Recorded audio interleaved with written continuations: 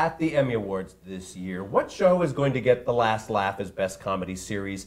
Veep has won 2 years in a row. Is it going to win a third time? Let's ask Paul Sheehan, our executive editor, Daniel Montgomery, our senior editor, our other senior editor, Marcus Dixon. I'm Tom O'Neill. Look, we keep seeing repeats in this category particularly. We've seen Veep 2 years in a row. Previous to that, it was Modern Family 5 years in a row. Previous to that, it was 30 Rock 3 years in a row. So why, both of you guys, who wants to go here, do not have it winning this year? Daniel, you start. Why not? Well, it's partially because I do have a soft spot for Blackish, which is what I'm predicting to win. It's rising in notoriety. It picked up its first nomination for Best Comedy Series last year. And it just ended its third season, but it just won its first Golden Globe for Tracee Ellis Ross, and it was nominated for Best Comedy there. It just got in for the first time at the SAG Awards for Best Ensemble. So it's a show that is on the rise right now, the way Veep was in its early years. It took Veep until season 4 to finally win. So it seems to be moving up there. So right now it's partly because I know it's moving in that direction, and partly because I'm kind of willing it. I think the voters may have politics fatigue. I mean, think of how much we've been talking about politics the past year and 2 years, and that may have helped. The same 2 years that Veep won. Right. So there goes your whole argument. Well, fatigue means What's we're your tired next of. card? Fatigue means we're tired of something, Tom. We would loved it back then. We're done with politics now. We want to move on to something else. Well, but that's why I have Veep, because it's about an ex-politician, and it's about somebody who was president that really shouldn't have been president, and so now it's exploring being ex-president. So I think there's sort of some wishful thinking on the parts of the voters that maybe Wish fulfillment of, this will be over at some point. Yeah, right. So I think to your point, Tom, I mean, going right back to I Love Lucy, to the early days of the category.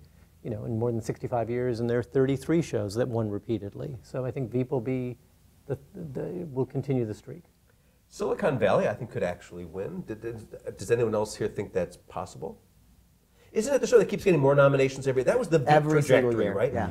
Veep was getting another 2, another 1, another 2, and that's Silicon Valley. And we certainly, at Gold Derby, underestimated the performance of Silicon Valley every single year. Yes. Now, while it's getting nominations, how many wins does it have?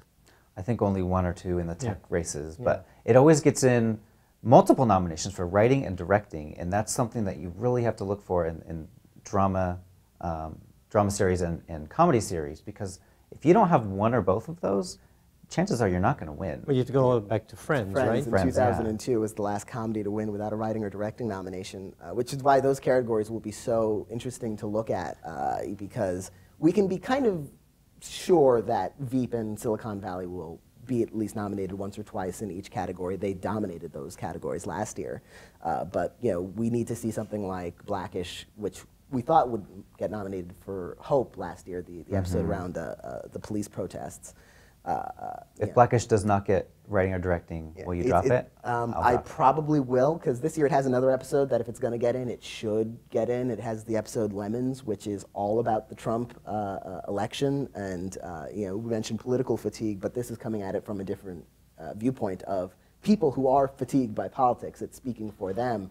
It has this big monologue for Anthony Anderson in the end, and so that was kind of made for a writing nomination at least. So if it can get that in, then we might see that might be the first sign. That if the Gold Derby odds are correct, and of course they're never wrong, this is a race between Veep and Atlanta. Atlanta, which of course pulled off big surprises at the Guilds and the Golden Globes, etc.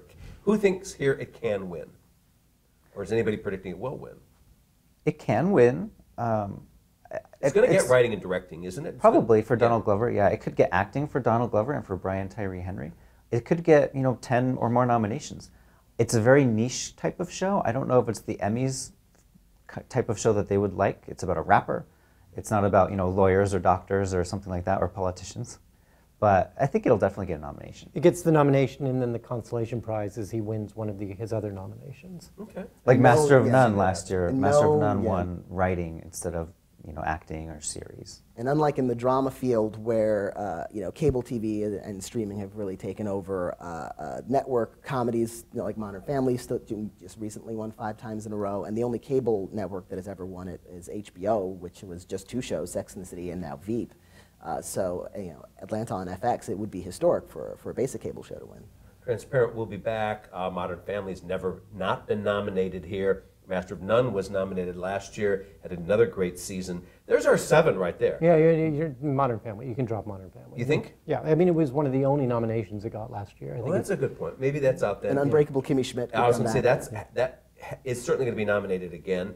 So, what is Paul right that it's Modern Family that drops out? How do you get to 7? Here's my thing. If you're a voter, which you are, Tom, you don't pick 7, you pick 10. That's true. So who is not going to have Modern Family?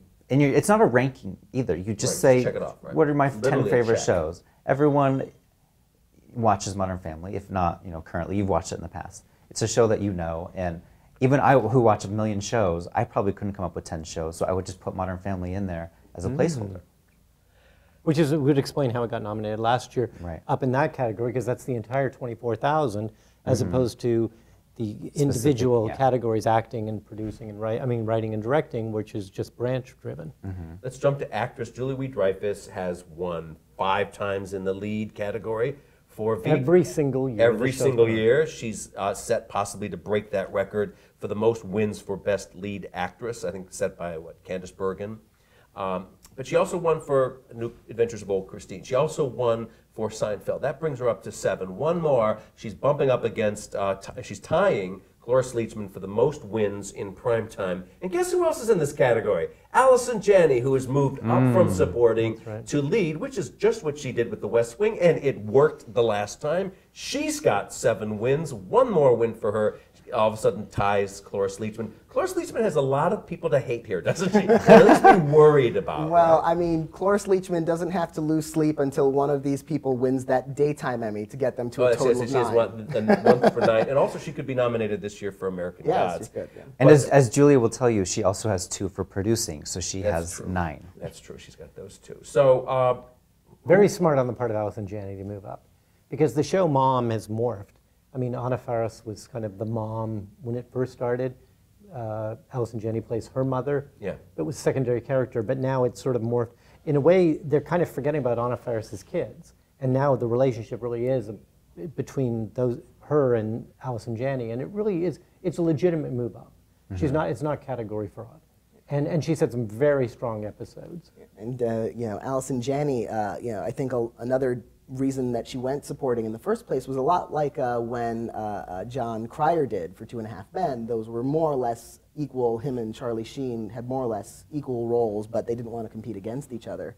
And then when Charlie Sheen was written off the show, John Cryer moved up and he won.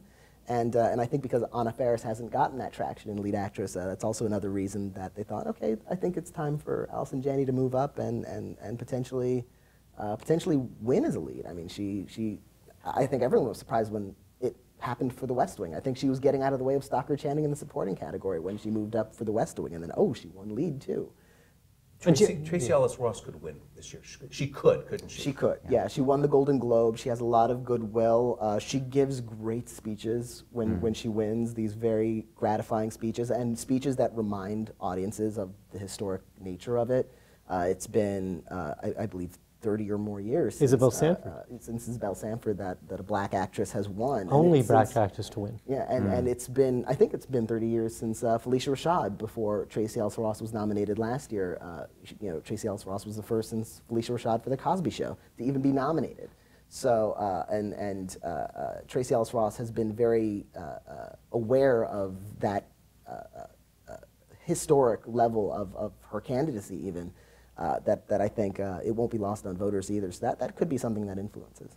Ellie Camper will be back for Kimmy Schmidt. Lily Tomlin will be back. She's always nominated by the Emmys. She's a governor of the Academy. And I think given this new voting system, I think either one of them could actually win. Among newcomers, Issa Rae is like the darling of the new crop. Did any of you have anything to say about her?